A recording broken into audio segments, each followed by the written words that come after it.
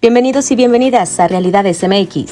A continuación, en el contexto de un lenguaje simple y directo a la ciudadanía, esa parte, pues digamos, de alguna manera, primero hay que tocar un piso firme, hay que tocar fondo.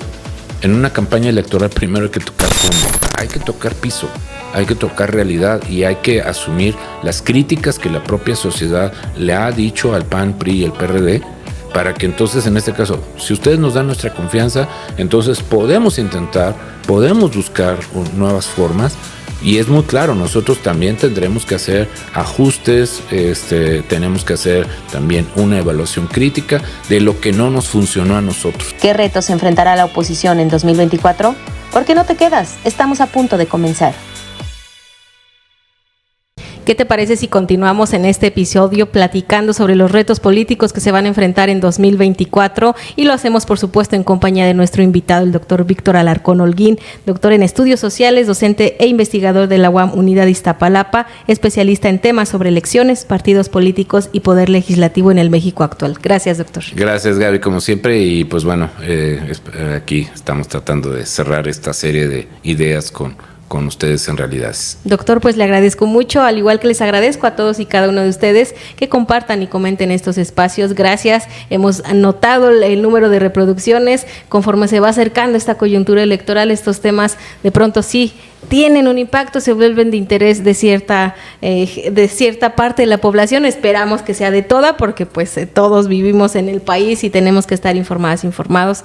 Y bueno, pues continuemos con nuestro tema del día de hoy. Quisiera que platicáramos sobre los retos políticos de la oposición en 2024.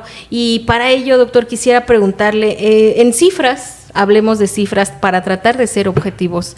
Los resultados en cuanto a seguridad, pues bueno, estamos hablando de un sexenio con cifras que por supuesto no fueron a la baja, su tendencia siempre ha sido a la alta, una cuestión económica, sí, atravesada por un contexto de pandemia y una cuestión también global. Hablamos de que las guerras también nos afectan, las situaciones internacionales, por supuesto, de pronto no hacen tan sencillo el camino. Pero hablando en resultados, en cifras, pues no es meramente un resultado satisfactorio ni cerca de lo que se esperaba con esta transición, con esta llamada cuarta transformación. Pese a ello, la candidata de este movimiento pues está muy arriba, muy por encima de en las encuestas, y quisiera preguntarle a qué se debe que pese a los resultados, pese a la inconformidad sí de mucha gente, reconocer que por supuesto todavía tienen la simpatía de un gran número de la población, pero también reconocer que ese efecto de desilusión y ese efecto de inconformidad también ha crecido entre la población. ¿A qué se debe entonces esta cifra tan alta en las encuestas, esta preferencia, estos puntos que se le dan de ventaja a la candidata del movimiento que representa el Poder Judicial? Poder Federal, perdón. No se preocupe. Desde luego es muy importante señalar el éxito de los programas sociales de atención primaria, es decir, en este caso, curiosamente, lo que ha venido aplicando el presidente, pues es lo mismo que han venido aplicando los gobiernos panistas y priistas, es decir, políticas asistenciales.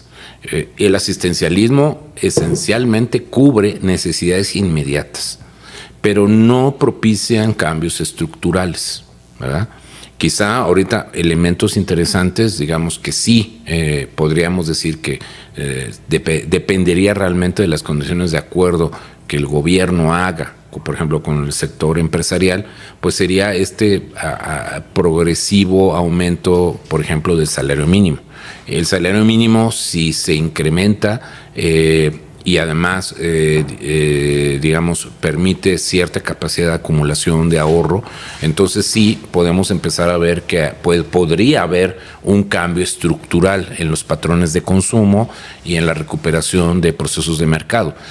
Hasta ahora ese proceso no ha sido suficiente. El presidente atribuye o dice, hemos sacado a 5, 6, 7, 8 millones de personas de la pobreza extrema, pero seguimos en pobreza, ¿no? Entonces, el tema es que las cifras mismas ofrecidas por INEGI, por Coneval, ¿no? Por Banco de México, por muchas de las instancias que nos permiten tener indicadores todavía hasta la fecha y con todo y todo de lo que pudiera significar, Pues los mismos números que nos ofrece el sistema, pues sí, en la primera percepción inmediata a nivel de calle, la población que concretamente ha sido atendida por estos programas, pues sí muestran una satisfacción y sí muestran una adhesión al oficialismo.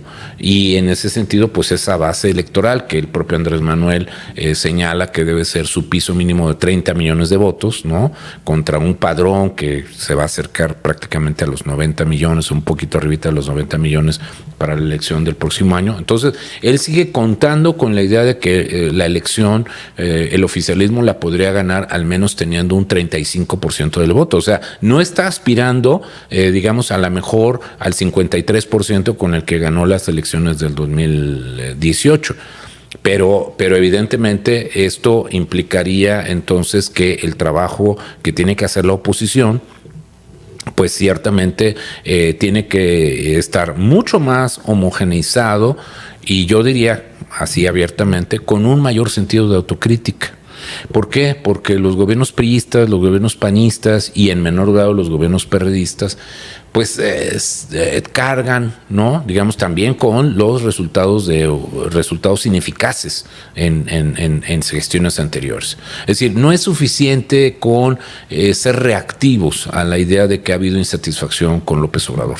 No, yo creo que también tiene que haber mucha autocrítica, ¿no?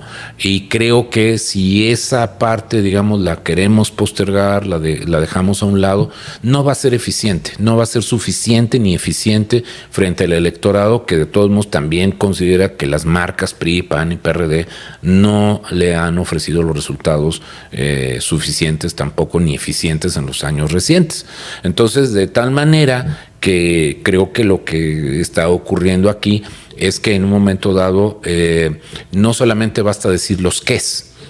Es muy importante que se trabaje cada vez más en los cómos, claro. En términos de poder decir realmente cómo nosotros podemos hacer algo más eficiente que lo que ha hecho el gobierno y dónde lo vamos a aplicar y de qué manera lo vamos a aplicar. Es decir, la oferta de contraste en algunos promocionales que están colocando ahora ambas coaliciones, pues sí, tratan de poner el resultado. No, nosotros sí tenemos más seguridad, tenemos más esto, más lo otro.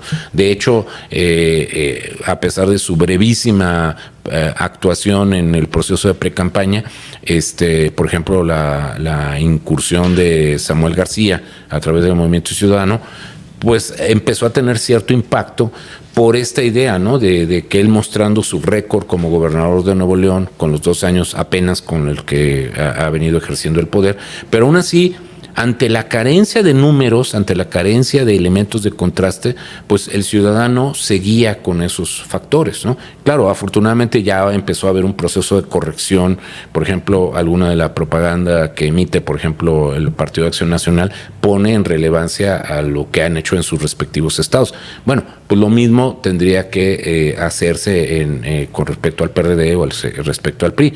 Pero también sí me parece que hay un aspecto que creo que puede ser un ejercicio casi de suicidio político si se lo planteas a los dirigentes, pero que sí tiene que ser un acto muy claro donde decir, tenemos que pedir perdón a la ciudadanía. Y cierto. Perdón por nuestros fracasos, por nuestras situaciones. Nosotros también somos parte de esos desaparecidos. Nosotros también hemos sido parte de ese descenso de la calidad educativa. Nosotros hemos sido parte de ese proceso de condiciones en lo que no ha avanzado el feminicidio, el combate al feminicidio. Sí, porque en este nadie país. Lo ha hecho. O sea, nadie ha salido a decir, yo asumo esa responsabilidad. Pero, exacto. Primero, yo creo que es muy importante asumir una parte de la responsabilidad, ¿no? Porque eso ha sido el secreto también de López Obrador. O sea, en términos de, vean, ahí está la mafia, que no hicieron nada, que no pudieron hacer nada. Yo al menos estoy intentando hacer algo. Entonces, en el contexto de un lenguaje simple y directo a la ciudadanía, esa parte, pues digamos, de alguna manera, primero hay que tocar un piso firme, hay que tocar fondo.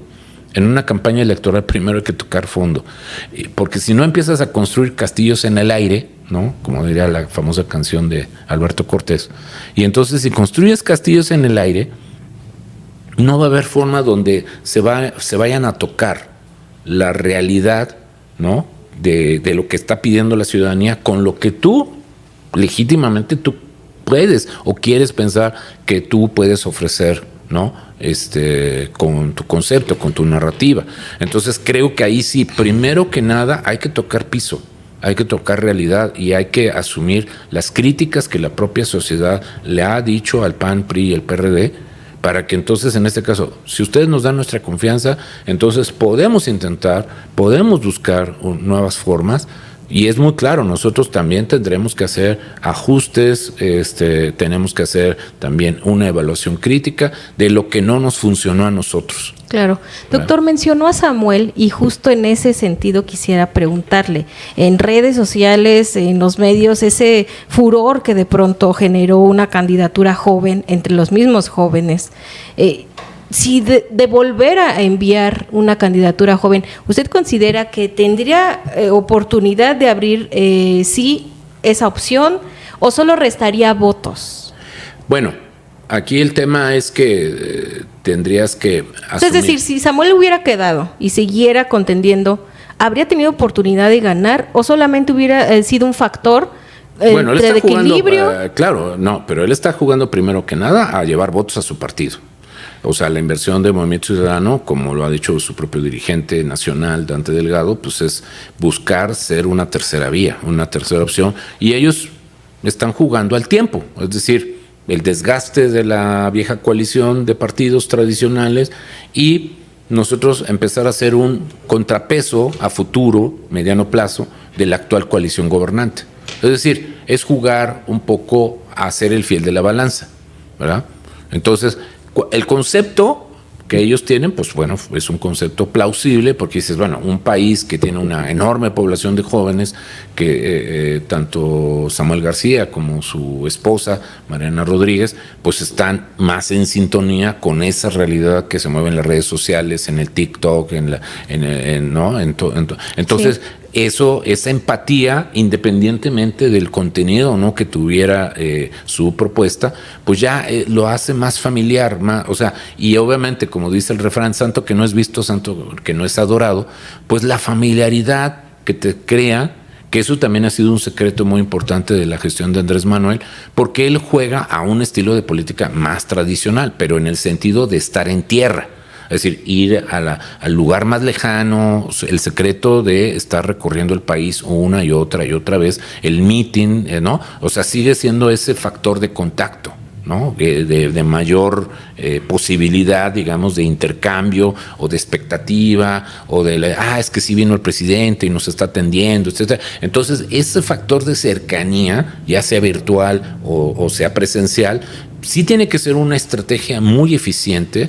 Y ahí está la capitalización, o sea, rápidamente el público reacciona como cuando le pones agua a la plantita. Claro. ¿No? Entonces, creo que la oposición justamente, o sea, tiene ese problema de cómo encontrar un buen equilibrio entre la campaña de tierra y la campaña virtual, para que en todo caso, insisto, con un sentido de autocrítica, con un elemento, digamos, de, sobre todo, sostenerse en mucho diálogo con la sociedad civil, ¿verdad? Tomar esas riendas de estar efectivamente atendiendo de manera muy inmediata lo que la población quiere decir, lo que quieren ser escuchados, escuchadas, ¿no? Entonces, creo que ahí sí hay una cuestión. Lamentablemente, yo sí debo decir, los políticos profesionales pueden estar muy bien para la foto. Y yo más bien quiero esperar que, más allá de los nombres de los jefes que se colocan en los dos equipos importantes de cada uno de ellos, que son, en realidad, son funcionarios de partidos, son políticos de carrera, etcétera, pues más bien aquí la confiabilidad será en los equipos secundarios, que son los que realmente serán los operadores en tierra, los operadores en redes, etcétera, en donde entonces sí las estrategias que finalmente terminen por crear o promover y las que finalmente adopten las dos candidatas y el que finalmente sea el abanderado o abanderada del Movimiento Ciudadano, pues bueno, puedan realmente meterse en esa parte, ¿no? Porque si es simplemente una cuestión cosmética de siempre, de acusaciones, de descalificativos, etcétera, bueno, pues va a ser una campaña, pero de muy baja calidad. y de muy bajo contenido, y donde entonces realmente pues la intuición, vuelvo a repetir, pues va a ser el único factor que pueda orientar a la ciudadanía para que finalmente tome la decisión adecuada. Pero en cambio, si los partidos políticos están dispuestos a mejorar sus contenidos y están en una actitud, insisto, de no llegar con la grandilocuencia de que yo sí sé y tú no sabes, y yo sí tengo las respuestas y los otros no tienen la respuesta, no, simplemente, más bien, construyamos respuestas desde abajo, claro, con la gente, escuchar y aprender. O sea, en este caso, los políticos tienen que empezar a desaprender. Dice otro refrán, ¿no? Chango viejo no aprende maromas nuevas. Bueno, pues aquí sí están obligados a hacerlo. PRI, PAN y PRD, como changos viejos de la política, si no están dispuestos a aprender maromas nuevas, a través de lo que la gente les diga, y tienen que aguantar los tomatazos, y tienen que aguantar los silbidos, y tienen que aguantar todavía incluso lo que de alguna manera, porque si no, no hay un acto de credibilidad desde el cual entonces puedan construir sobre un piso sólido. Doctor, perdón que lo interrumpa, es que justo estoy tratando de enumerar los retos que se vienen, que por supuesto la autocrítica, una reestructuración en sus modelos de comunicación, que sean más asertivos, que por supuesto sean más ad hoc a las problemáticas construidas con la ciudadanía misma. A más de estos retos, doctor, otro de los retos temidos en esta elección, que se ha visto en elecciones pasadas, es la intervención del crimen organizado, secuestrando casillas, intimidando a la gente para que no salga a votar, a otros obligándola a que vote por X o Y. ¿Cómo usted considera que el Estado tiene la capacidad de, por primera instancia, asegurar a las candidatos que se va a ver, que puedan ser amenazados o no, resguardar su seguridad, por supuesto, y también la seguridad de la ciudadanía, que se desarrolle esta elección en un ambiente tranquilo, en un ambiente no de zozobra, no de miedo y no incluso de caer en una situación de caos que pueda entorpecer y que vuelva turbio el resultado de una elección que justo va a enfrentar otro tipo de situaciones. Bueno, históricamente el INE particularmente pues siempre ha construido lo que se llama un atlas de riesgos, es decir, se van identificando las zonas donde han tenido más dificultades para obtener el apoyo de los capacitadores, que ayudan a su vez a generar la formación del personal ciudadano que se va a encargar de las casillas. Es decir, hay un proceso que el INE más o menos construye y que además van en dos dimensiones. O sea, uno, coordinarse con las instancias de seguridad pública y desde luego con las instancias como son las Fuerzas Armadas. Esa construcción de un atlas de riesgo, que desde luego ahí sí es una información sensible, que solamente llegamos a conocer en algunos casos hasta pasada la elección. Esos operativos, pues desde luego son, que digamos, la principal, digamos, muro de contención, el principal muro de contención que disponemos, ¿no? Que eso sí es construido por una articulación de instancias, en este caso el INE, con las estructuras de Estado. Entonces ahí sí desde luego tenemos que confiar que los gobernadores, los presidentes municipales, ¿no?, que están a mando de la fuerza pública, y desde luego lo que de suyo la presidencia de la República tiene que aportar también en su momento, si es el caso, a través de las Fuerzas Armadas, pues bueno, esos protocolos de seguridad, esos protocolos de protección a candidatos, a candidatas, pues no solamente a las presidenciales, sino evidentemente pues, inmediatamente que haya la certidumbre de que alguien pueda estar sujeto a la violencia política, ya sea por razones de género o en términos generales, inmediatamente pues esos protocolos tienen que ser activados y buscar un nivel de eficiencia. Claro, esos elementos, pues sí, es un factor que ahí está.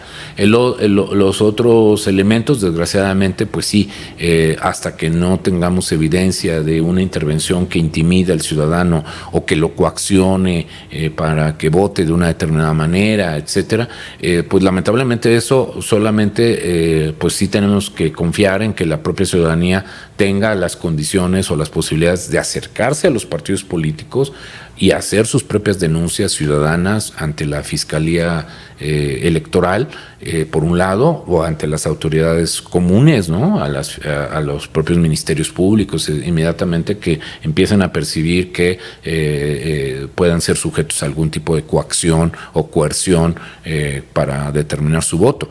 Entonces, aquí sí son reglas generales, ¿no? Yo realmente veo, ciertamente con preocupación, que los números, que es sobre todo en lo que se ha venido incrementando la violencia política electoral, con muertes de candidatos, candidatas, pues obviamente ha sido más en el plano municipal. Entonces, aquí es un poco lo que sí tenemos que estar muy conscientes de que eso, pues al estar muy disperso a nivel territorial, pues sí es un poco más complicado de darle una salida más eficiente, más inmediata, por lo mismo, ¿no? Que aunque en teoría debería ser todo lo contrario, porque como al estar focalizado, pues habría uno que evitar que esa infección se propague, ¿no?, al resto del territorio. Pero sí, muchas veces las omisiones de los gobernadores, las omisiones de los presidentes municipales por no hacer un uso adecuado de la fuerza pública, pues también, ¿no? Y las propias capacidades que lamentablemente la Fiscalía Electoral a nivel nacional no tiene suficientes investigadores.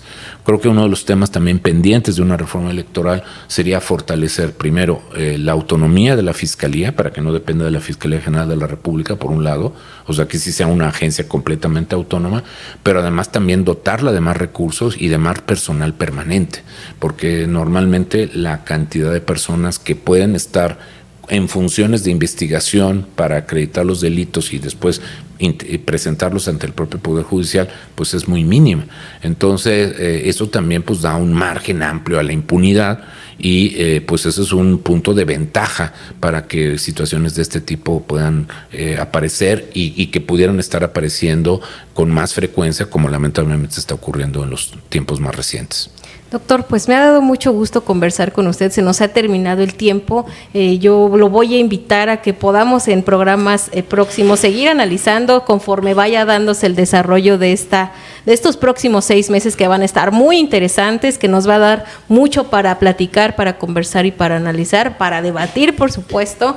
Entonces, entre tanto, le agradezco que nos haya acompañado a lo largo de estos 3 episodios. Gracias por compartirnos desde su experiencia este gran análisis que nos ha regalado sobre los retos, que definitivamente son bastantes, son muy puntuales. Le agradezco mucho, doctor Víctor, que nos haya acompañado. Un placer y esperemos regresar muy pronto.